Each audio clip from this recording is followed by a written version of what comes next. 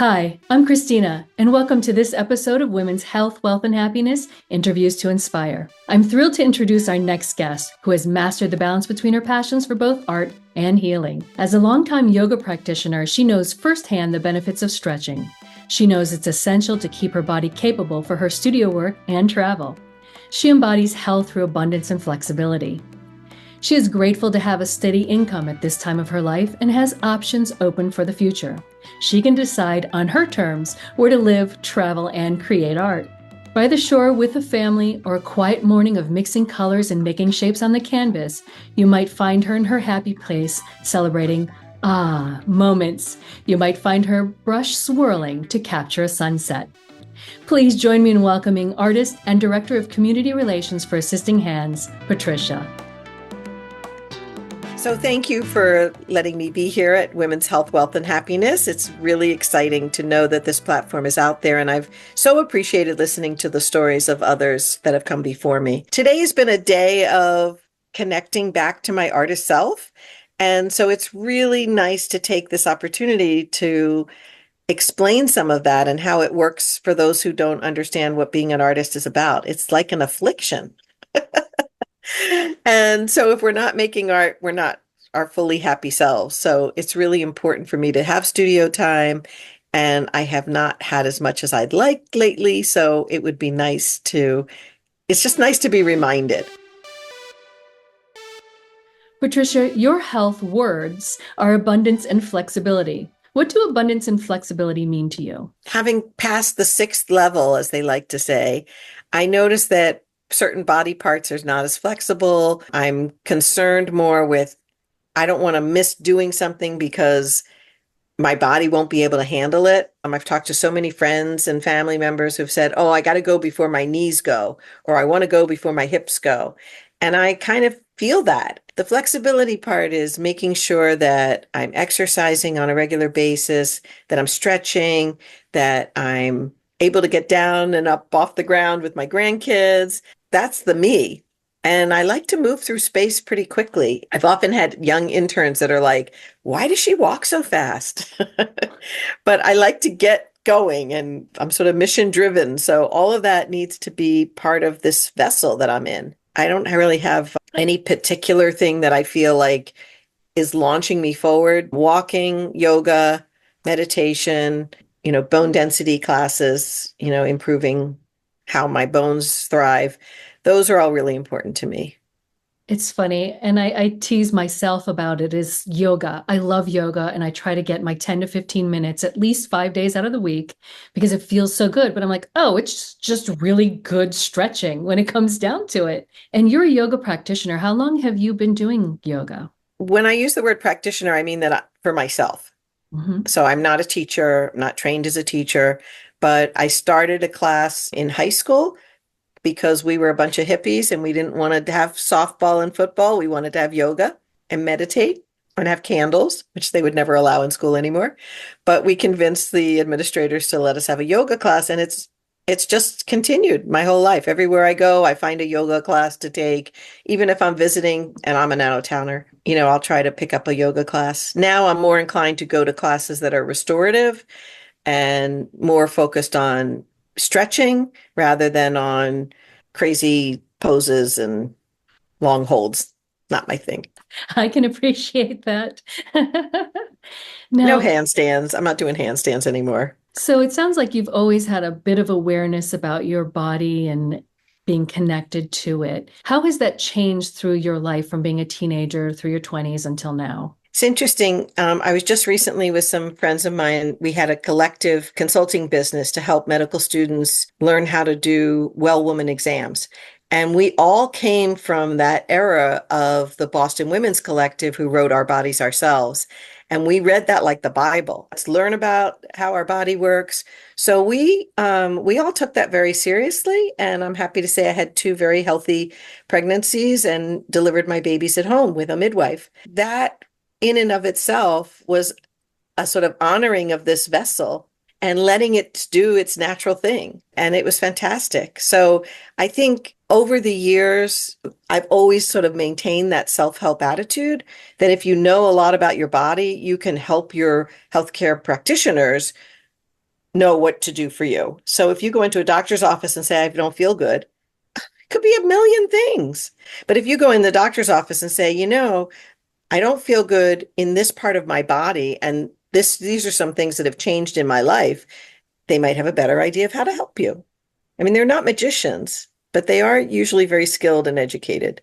I'm a great fan of collaboration with medical practices, and I see an acupuncturist regularly to prevent and to keep my balance together. I get massages regularly. And again, there's so many different types of massages and ways people can touch your body to be healthy.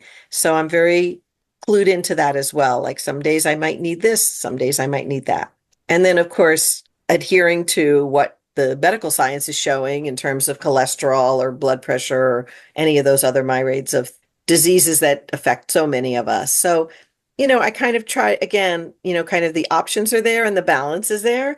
And I want to stay the course and live healthy and robustly. I don't want to be feeling diminished by that. And with the type of work that you do, how has that affected your health? I wear two different hats that have merged together, but as an artist, my health is more in the psychological side, where making art makes me feel better that way. I just love expressing myself through paintings. And to that end, I've worked on a series of portraits of caregivers called Who Cares? And it's a way to honor caregivers who are really unsung heroes in my book. But then on the flip side, I'm helping Assisting Hands Home Care educate families about end of life, aging in place, aging well. What are the options for people when they go to a hospital? What are the options when they leave a hospital? How do they get home care, which is our bread and butter? It's been a really interesting collaboration of the two things.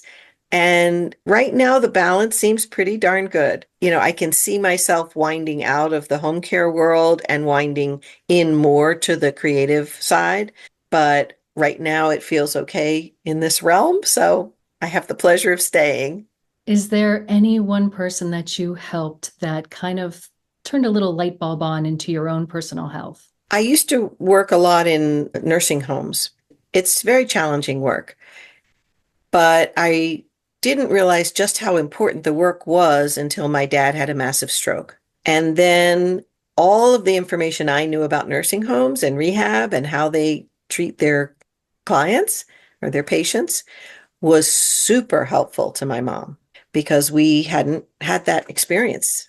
That was a real interesting piece. Now, he having a stroke didn't affect my health except emotionally. It was a very difficult time. When he went into service for World War II and served in Italy for the US, they gave out free cigarettes.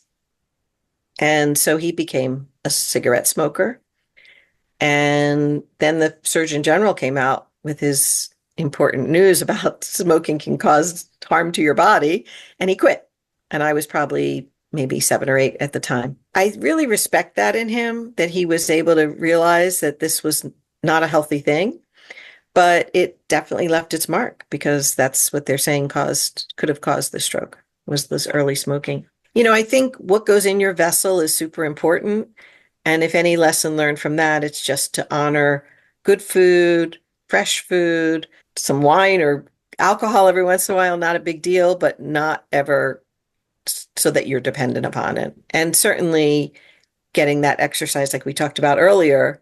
I wasn't raised in a family of runners, or tennis players or lacrosse players or whatever, soccer players. So, we played baseball, badminton, we rode our bikes. That's kind of what we did as kids. And I see now how kids growing up today are much more sports forward, and my own children as well. And that's really encourages sort of that taking care of your body earlier in life. I'm happy to be in this vessel because I feel like I'm so aware of it, and hopefully I can keep it healthy and strong. You have such an amazing, busy schedule with everything that you have going on, living in a couple different places, traveling, keeping up your art, keeping up your work. What advice do you have for someone else who's looking at you and going, I want to have that kind of energy. I want to be able to do what she does? I think I'm a little bit of an anomaly. I know people who do way more than me. And it's not about the how much we're doing, it's the whether we're feeling like we're engaging the right energy at the right time. So my suggestion is to look at what you're doing and make sure that it brings you joy. Because if you're just running for the sake of running, it's not going to help you.